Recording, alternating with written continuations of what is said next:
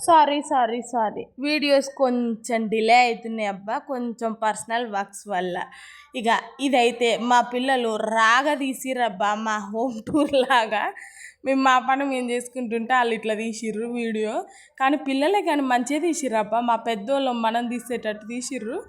చూసుకుంటూ ఇక మ్యాటర్ ఏంటంటే, నన్ను అభిమానించే నా శ్రేయభిలాషులకి కొంచెం వీడియోస్ డిలేట్ అవుతున్నాయి కాబట్టి అర్థం చేసుకోండి.